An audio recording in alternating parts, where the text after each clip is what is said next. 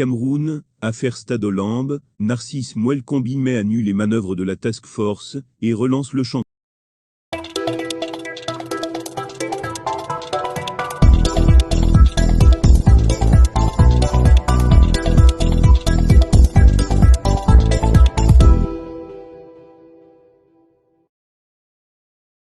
Par Ilyas Chirac Poumi.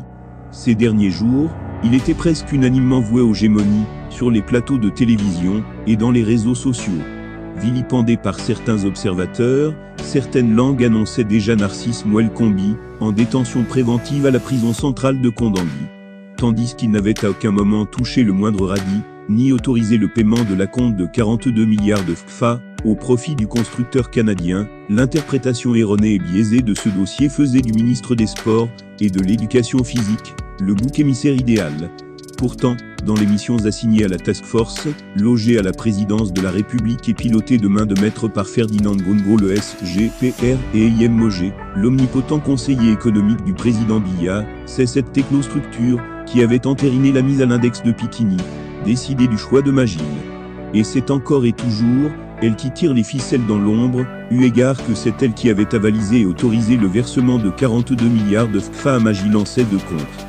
Sous ce prisme, pendant que le constructeur canadien annonce pour lundi son retour au complexe sportif de Lambe, ne serait-on pas tenté de penser que c'est la Task Force qui manœuvrait depuis le début à dessein pour entretenir un savant dilatoire, tout en pompant les maigres ressources de l'État?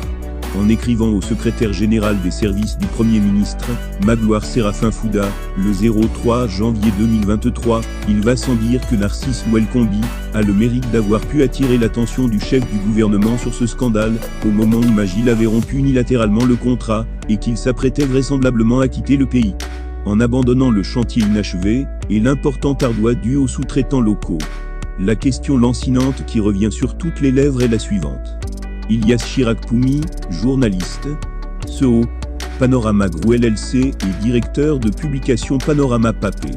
Pourquoi et comment cette fameuse Task Force est empressée de reverser l'acompte de 42 milliards de CFA à Magil, sans toutefois s'assurer de l'état d'exécution des travaux? Au demeurant, compte tenu de leurs agissements, ne serait-on pas tenté d'accuser ouvertement Ferdinand Ngongo et Eyem Mogé d'avoir perçu des rétrocommissions? Là, nous sommes au terme de la vidéo. Surtout n'oubliez pas de vous abonner et de cliquer sur la cloche de notification pour recevoir le top des informations et actualités au Cameroun.